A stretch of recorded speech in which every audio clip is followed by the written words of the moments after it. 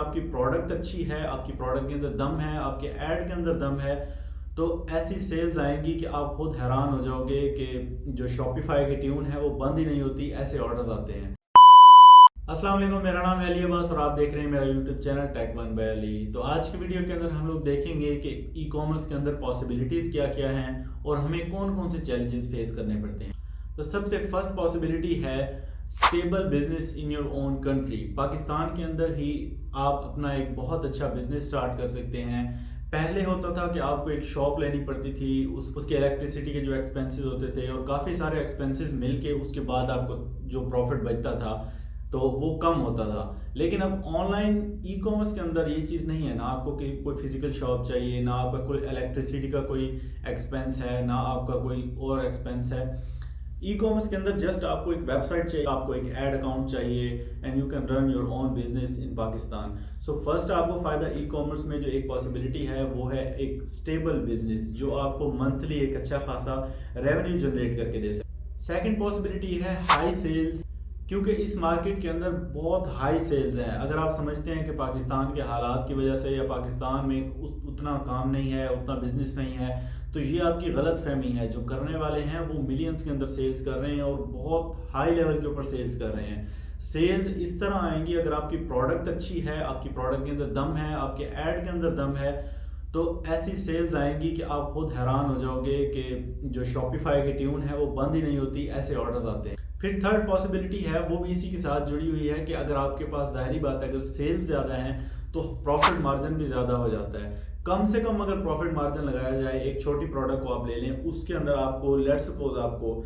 500 profit मिलता है, तो 500 अगर आपको एक प्रोडक्ट के अंदर बच रहा है तो उसको अगर आप लो सेल्स के ऊपर लेंगे तो आपके जो प्रॉफिट बनेगा वो काफ़ी कम बनेगा, इतना ज़्यादा नहीं बनेगा।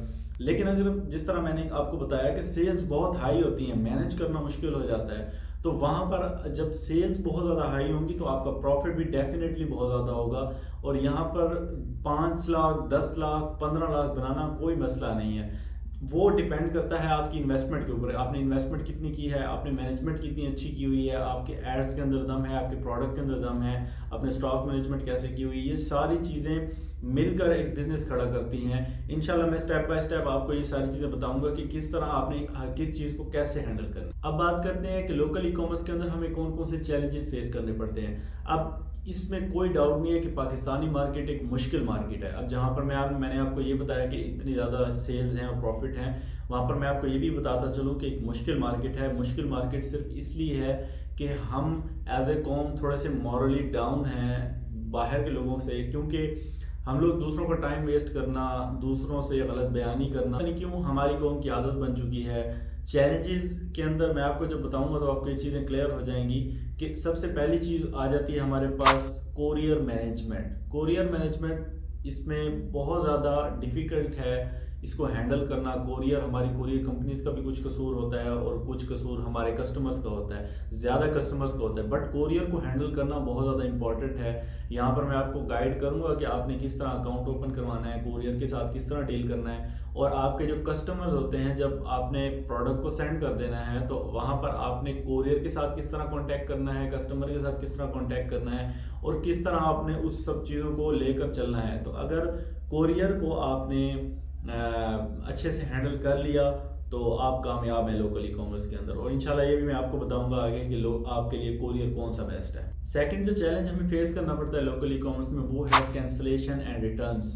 ये सबसे मेन रीज़न है फेलियर की। यहाँ पर लोग छोड़ जाते हैं, यहाँ पर लोग हार मान लेते हैं, फेल हो जाते हैं। वो समझते हैं कि लोकल ई कॉमर्स में शायद जस्ट कैंसलेशन है और रिटर्न्स है और छोड़ दें।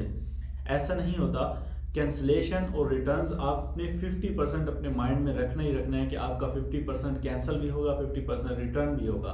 लेट्स सपोज मैं आपको एग्जांपल समझाता हूँ कि अगर आपके पास 100 ऑर्डर्स आए हैं तो 100 में से आपके 25 ऑर्डर डिलीवर होंगे। ऑन एन एवरेज आप माइंड में ये रखिएगा कि 25 डिलीवर होंगे। अब कैसे होंगे मैं आपको बताता हूँ। 100 ऑर्डर्स अगर आपके पास आए हैं तो जब आप कॉलिंग करेंगे तो कॉलिंग में 50 ऑर्डर आपके वैसे कैंसिल हो जाएंगे। अब वो जो बात मैंने आपको पहले कही थी कि एज ए कॉम हम पता नहीं क्यों दूसरों का टाइम वेस्ट करते हैं। जब आप कॉलिंग करेंगे आप हैरान होंगे कि लोग कहेंगे कि हमने तो ऑर्डर ही नहीं किया। कोई कहेगा मेरे बच्चे का हाथ लग गया है, कोई कहता है पता नहीं मेरे घर वालों ने किया होगा, कोई कहता है भाई मुझे कोई कॉल ही कट कर देता है। तो 50 ऑर्डर आपके वहाँ पर कैंसिल हो जाते हैं। फिर जो 50 बच जाते हैं वो 50 आपके कंफर्म होते हैं, आप उनको शिप करते हो। जब आप शिप करते हो तो जब कोरियर वाला डिलीवर करने जाता है तो कस्टमर कहता है मैंने तो मंगवाया ही नहीं है, कोई कहता है मुझे नहीं चाहिए, कोई कहता है यार मेरा माइंड चेंज हो गया है।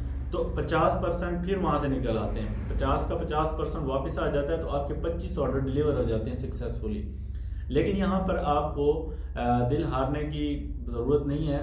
अगर आपके 100 में से 25 भी डिलीवर हो जाते हैं तो फिर भी आप प्रॉफिट में रहेंगे। यही खूबसूरती है लोकल ई कॉमर्स की, कि आपके अगर 50% यानी कि 100 में से 25% भी डिलीवर हो रहे हैं और जो आपके कंफर्म है उसका 50% भी डिलीवर हो रहा है, तो फिर भी आप प्रॉफिट में हो जाते हैं। अब ये तो एक चैलेंज है, इसका सोल्यूशन इंशाल्लाह मैं आगे वीडियो के अंदर आपको बताऊंगा कि अब कैंसिलेशन को आपने किस तरह हैंडल करना है और रिटर्न को किस तरह हैंडल करना है। ये तो मैंने आपको बताया कि आपने माइंड में रखना है कि आपका 50% होगा कैंसिल और रिटर्न, बट इसको कवर करके हम लोग 60, 70, 80 तक भी लेके जा सकते हैं, और वो कौन कौन से स्टेप्स हैं इंशाल्लाह मैं आपको बताऊंगा। फिर हमारे पास चैलेंज आ जाता है स्टॉक मैनेजमेंट का। अब अगर आपके पास हाई सेल्स आ रही होंगी तो आपको पीछे से अपने स्टॉक को भी मैनेज करना होगा। यहाँ पर जो हमारे पास जो प्रोडक्ट्स अवेलेबल हैं, जैसे पेशावर के अंदर मार्केट है, लाहौर में शालम मार्केट है, पिंडी में मार्केट है, तो इन तमाम मार्केट से आपको माल मंगवाना पड़ता है। यहाँ से आपको जब स्टॉक मंगवाना पड़ता है तो ये ना हो कि आपने लेट सपोज आपने 50 पीस मंगवा लिए और आपको जब धड़ाधड़ ऑर्डर लगेंगे, एक दिन में आपको 200 ऑर्डर मिल गया, फिर आप क्या करेंगे। तो उस चीज़ को प्रॉपरली मैनेज रखना, कैलकुलेट रखना, ये भी बहुत ज़्यादा इंपॉर्टेंट है। उधर से आप अपने डॉलर स्पेंड करते हैं ऐड के ऊपर, ज़ाहिर बात है आपकी स्पेंडिंग हो रही है। जब आप इतनी ज़्यादा स्पेंडिंग करेंगे, आपके उधर से ऑर्डर्स आएंगे और आपके पास स्टॉक भी मौजूद नहीं होगा, तो फिर आप क्या करेंगे। तो वहाँ पर इंसान भी स्टक हो जाता है। तो इंशाल्लाह मैं आपको ये भी गाइड करूँगा कि आपने स्टॉक को किस तरह मैनेज करना है, इस चैलेंज को किस तरह मैनेज करना है।